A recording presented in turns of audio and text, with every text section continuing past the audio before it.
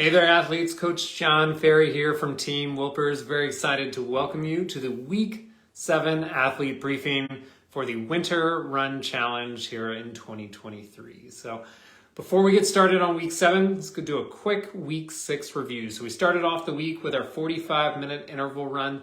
Nothing new here, just a slightly longer main set. So we're extending that time to 20 minutes of the main set, getting a little bit more work kind of built into the scope of the workout, adding a little bit more time on the cool down as well because of the intensity there.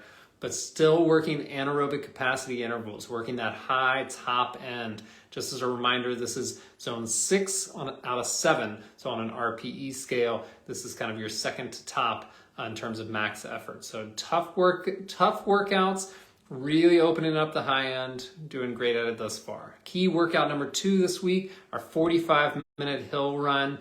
These are, we're shifting things here. So we've been working kind of shorter intervals, higher intensity, generating a lot of power. Now we're shifting to a little bit longer endurance or a little bit longer time of the interval on that set, focusing on muscular endurance, being able to sustain that effort, still at a pretty, pretty good clip up that incline, but for a longer period of time. So a little bit of shift on our incline work there. And then our key run number 3, what by a long shot should be the easiest workout of the week. That's 60-minute endurance run. So a little bit more than our usual. That's okay. Just relax the pace down. Still, if you're settling into that 60, it's no big deal. I know we're touching on it this week, but pull it back. Just keep it nice and easy. Have a nice, fun, easy 60-minute run. I think I said easy like 13 times. So can you get the just easy effort across the 60 minutes?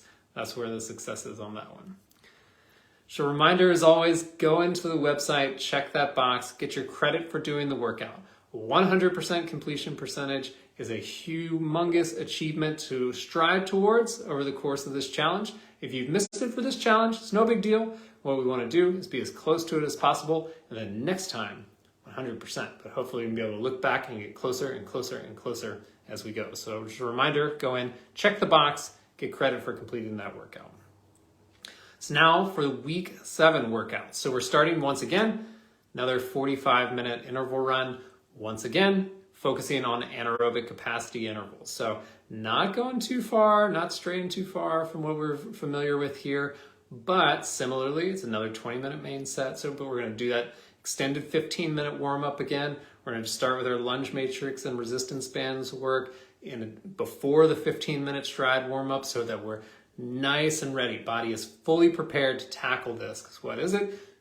5 repetitions, 2 minutes on, 2 minutes off. So it is definitely the toughest workout of this challenge. This is our pinnacle workout of the challenge. It's the hardest one that we're going to do over the scope of this 8 weeks. Things actually, even the second workout of this week, I definitely think scales back down from here. So this, like I said, is the pinnacle of our intensity in this challenge, is nailing this workout right here.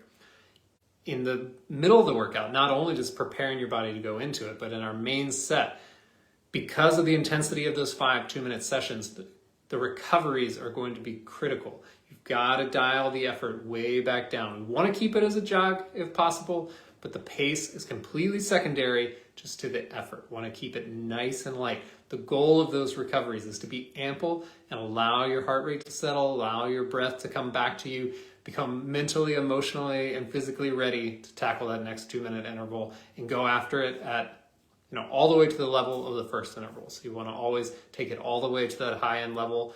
If it starts to get slower and slower and slower as the workout progresses, we start to miss the point a little bit. So take those recoveries very seriously, nice and light. And once again, a 10-minute cool down in this workout. This is a very high-intensity workout, relatively speaking.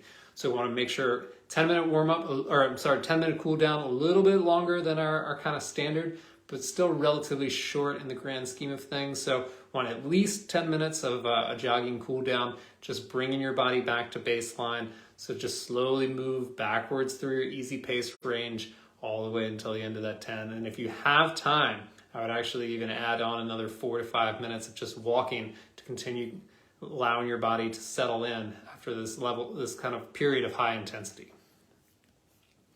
Key run number 2, 45-minute test pace run. So we're getting pretty close to that next 20-minute distance test. Can you tell? So this is an opportunity to kind of get tuned up a little bit, to get dialed in before we go into that test in week 8.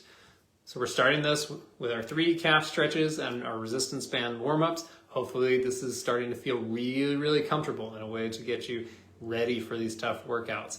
Another 15-minute warm-up inclusive of striders. Then our main set is going to be 3 by 3 minutes at our previous 20-minute distance test pace. So whatever pace you ran that previous 20-minute distance test, that's what you're going to want to do right here. The final 2-minute interval is going to be pushing past that, going a little bit faster, maybe moving in the direction of what we're looking at for the distance test coming up just over a week away. So if you don't remember your test pace from last time, no big deal. It's pretty easy to figure out.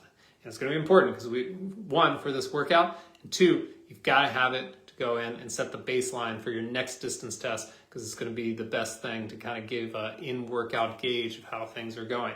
But we're going to figure it out this week for this workout. So if you don't remember it, you know that you ran for 20 minutes and you know that you ran for a certain amount of distance. And if you can't remember the distance, it is in the profile and settings section of your website, of the website here. So you should be able to go and check it out. A little bit of quick, reverse engineering of the math there can give you your pace. Not so prone to or love doing math, there are plenty of very simple Googleable pace calculators out there. You just put your time and your distance in, and they're going to give you the pace to run that workout. There's a question that came in, a good question here, about how much faster should we shoot for that final two minutes. And the answer is probably not that much. We want just a little bit faster. The 20-minute distance test, it's aggressive test to begin with. So what I would say is use that 2 minutes as an opportunity to kind of feel out what you might start your next distance test at.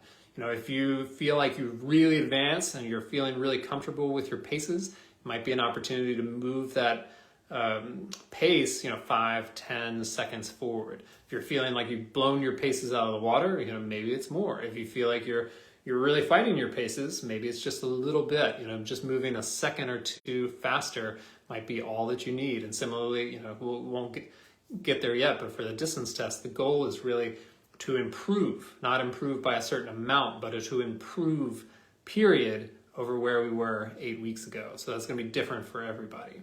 But for that 2 minutes, it's just to go a little bit faster than what you did on that last 20-minute distance test. So this is a great opportunity, the whole workout, to refamiliarize yourself with the paces that you hit in that last 20-minute distance test, to kind of get into the mindset and also the kind of body feel of finding that pace and holding that pace. And then once again, pushing a little bit past it for a couple minutes to maybe where you start the distance test in week 8.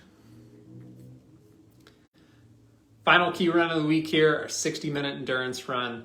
Similar to this week, super nice and relaxed. No pace goals on this. There's an easy pace range. Certainly feel free to land it in the whole entirety of that range, but you want to be a nice, easy effort. Zone 2 out of 7, so effort level 2 out of 7 on that workout. Wants to be conversational the whole time, complete sentences, ability to sing your favorite song, take a phone call. That's the effort level of the 60-minute endurance run. So dial it back down. Week 7 challenge, top of the mountain. So share a photo or story about how you're coming to the top of the training mountain this week. We'll pick our favorite and send a little TW swag your way. We continue to have a blast doing this. Make sure to tag @TeamWilpers, @TeamWilpersRun Challenge, and hashtag TeamWilpersRun to participate.